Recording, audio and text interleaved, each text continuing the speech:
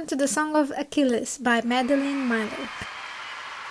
A story of mythological love, war, and heartbreak so devastating it makes the world tendon a jump scare. I mean, I've seen the movie Troy and my only reference to Achilles was young Brad Pitt running around oiled up, so imagine my surprise when this book turned out to be a gay fanfic of the Iliad. That's a genre I didn't know I needed. Our narrator is the son of a king. Sounds fancy, but he's basically the medieval version of not picked for the football team. His dad is disappointed, his mom is called Simple, which in this book is just a polite way of saying we think women are dumb.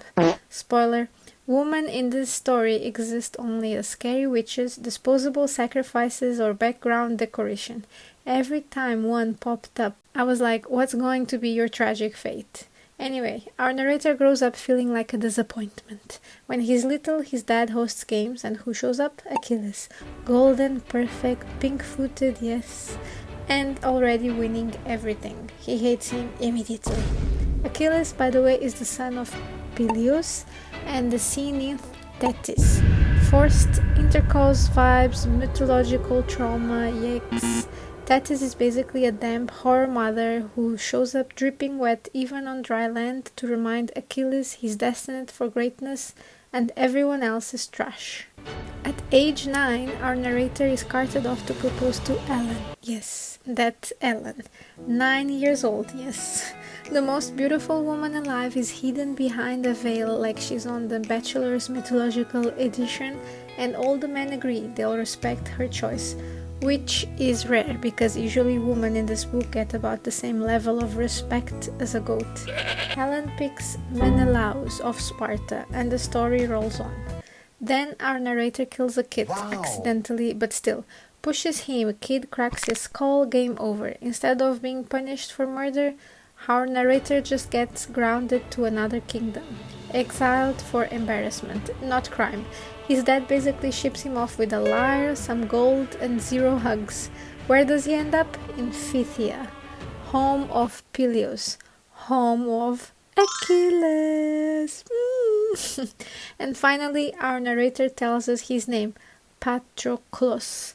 So here's the thing, Achilles is adored by literally everyone. Golden boy energy. But he notices Patroclus and decides, yeah, that sad little murder boy, he's my bestie now. They start hanging out, sharing a room, watching each other at night. Very gay. Patroclus can't handle the fig, eating tension, kisses him. Achilles runs off for training with Chiron, the centaur, the best father figure in the book, and Patroclus chases after him. Surprise, Achilles was literally waiting for him. They live the cottagecore centaur life, hunting, cooking, healing, until finally, when they're 16, they seal the deal.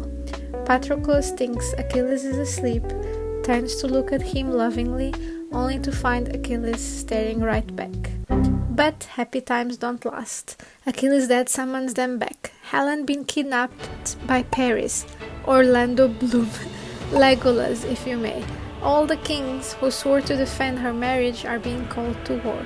Next day, Achilles is gone. Mummy Thetis kidnaps him and hides him in a drag on an island. RuPaul's mythological race. Patroclus shows up, confused, and Achilles immediately ditches the disguise for a big dramatic hug. Husband unlocked. But wait, plot twist. Achilles has been hooking up with the princess in disguise. She is now pregnant. Patroclus forgives him, then also hooks up with her. Oh my God! This relationship just turned a Greek mythological telenovela. Still, the boys stick together, avoiding the war as long as possible until Odysseus, the master manipulator himself, shows up. He outs Achilles, dangles his destiny in front of him, and convinces him to sail. Thetis drops the prophecy. Achilles will either live a long, boring life with no glory, or go to Troy and die remembered forever. Patroclus asks how much time Achilles has. Thetis just says he dies after Hector dies. Cool. Super specific, thanks mom. So they're stuck, no way around it. They gather the men, sacrifice a woman because of course, and finally set sail for Troy. And when they arrive, Achilles is unstoppable.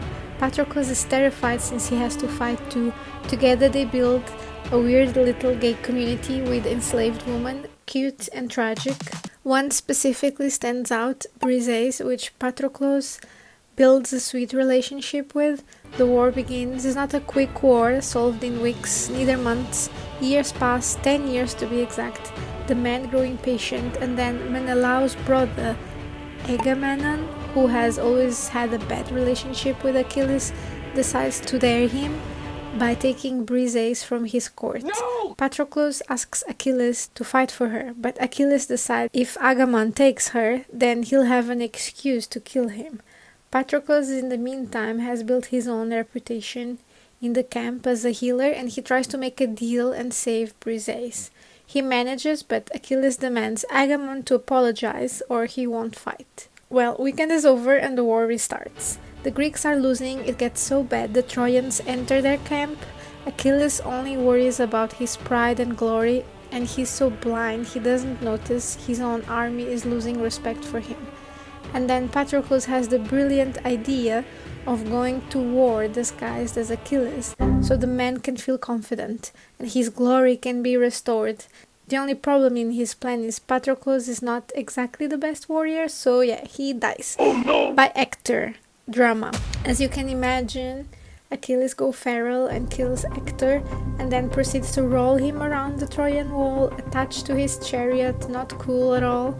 At the same time, he's keeping Patroclus' body in his bed. Yeah, very cute.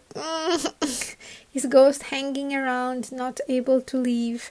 Then Achilles gets the visit of Hector's father, asking for his son's body. Very sad. He finally decides to burn Patroclus' body and asks for his ashes to be one day mixed with his. Troy sends several renowned warriors to fight Achilles. He beats them even though his will to live is long gone. He doesn't care about glory anymore. Eventually he gets what he wishes for. Paris shoots him in the back. No heel, no tendon, just a smile before he leaves this world. He's buried in a tomb, but while their ashes are mixed, only Achilles' name rests on stone.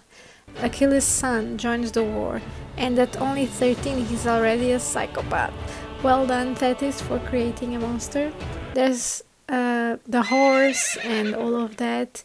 They win the war, the Greeks win the war, and as the Greeks start to leave Troy, Odysseus asks the boy to have Patroclus' name on stone too, so he can rest next to Achilles, to which the little shit refuses. Bruh. Then she comes, Thetis. Both her and Patroclus' spirit sit by Achilles' stone, both reminiscing on the memories he left, this and that, more than a legend, more than a man, the Achilles they loved, and finally she gives in and writes Patroclus' name next to her son.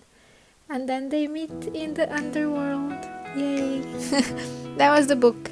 For me, it was okay. Don't get me wrong, the writing is gorgeous. Feels like Madeline Miller was literally possessed by a Greek poet and just started spitting out verses.